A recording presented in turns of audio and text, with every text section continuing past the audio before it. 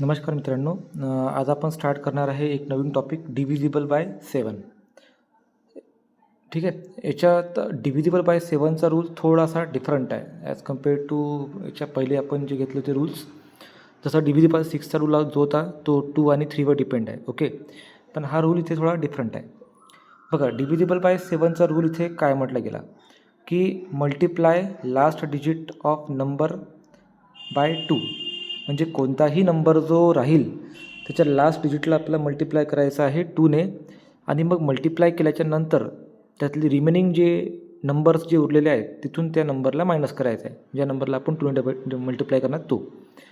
जर तो number 7चा divisible असेल तर तो गिवन नंबर जो आहे टोटल तो पण काय राहील 7चा डिव्हिजिबल. आता बघा, जसं की इथे हा एक एक्झाम्पल घेतला मी. समजा 434चा लास्ट डिजिट आपल्याकडे काय आहे 4. लास्ट डिजिट 4 आहे, हा 4. ठीक आहे. ह्या 4ला मल्टिप्लाय करायचं 2ने, म्हणजे तुम्हाला आन्सर भेटणार ह्या ठिकाणी 8. ओके. आता आपल्याकडे रिमेनिंग डिजिट काय उरलेले आहे? रिमेनिंग डिजिट उरलेला आहे 43. 43मधून हा नंबर जो आहे 8 हा इथे मायनस करायचा. आता 43 मायनस 8 किती भेटणार ह्या ठिकाणी? 13 मायनस 8 किती भेटतो? हा 5 आणि 1 म्हणजे 35. ओके. तर 35 जो आहे 35 हा 7चा मल्टिपल आहे. 35 हा 7चा मल्टिपल आहे किंवा 35 हा 7चा डिव्हिजिबल आहे. म्हणजे 434 जो नंबर आहे हा इथे काय आहे 7चा डिव्हिजिबल आहे. ओके.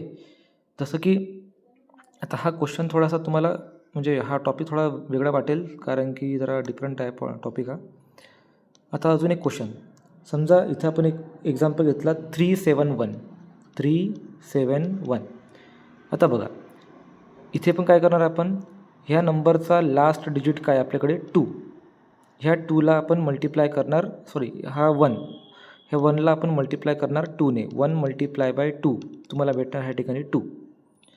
आता रिमेनिंग डिजिट उरलेले आपल्याकडे 37मधून 2 मायनस करायचा, हे तुम्हाला भेटणार ह्या ठिकाणी 35. म्हणजे हा 35 जो आहे हा 7चा डिव्हिजिबल आहे. 35 7चा डिव्हिजिबल आहे, म्हणजे हा दिलेला नंबर जो आहे 371 हा पण झाला ह्या ठिकाणी 7चा डिव्हिजिबल झाला. ठीक आहे. अजून एक एक्झाम्पल, सपोज इथे मी घेतला 308 हा नंबर घेतला. ठीक आहे.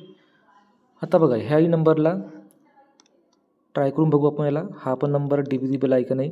काय म्हटलं इथे, लास्ट डिजिट जो आहे हा काय याला 2ने मल्टिप्लाय करायचा आहे. म्हणजे 8 मल्टिप्लाय बाय 2 तुम्हाला हे भेटणार याचा आन्सर 16 भेटल्यानंतर रिमेनिंग डिजिट जे आहे 30 तिथून 16 मायनस करायचं, तुम्हाला याचं सबट्रॅक्शन भेटणार ह्या ठिकाणी 14. आता हा 14 जो आहे हा 14 पूर्ण डिव्हिजिबल आहे 7चा, म्हणजे 7 टू 14. हा 14 7चा डिव्हिजिबल आहे, म्हणजे दिलेला नंबर जो आहे 308 हा पण झाला 7चा डिव्हिजिबल. ओके. तर असा हा आपला एक रूल होता डिव्हिजिबल बाय 7च्या बद्दल. जर तुम्हाला हा व्हिडिओ आवडला असेल तर प्लीज याला लाईक, शेअर आणि सबस्क्राईब करायला विसरू नका. धन्यवाद.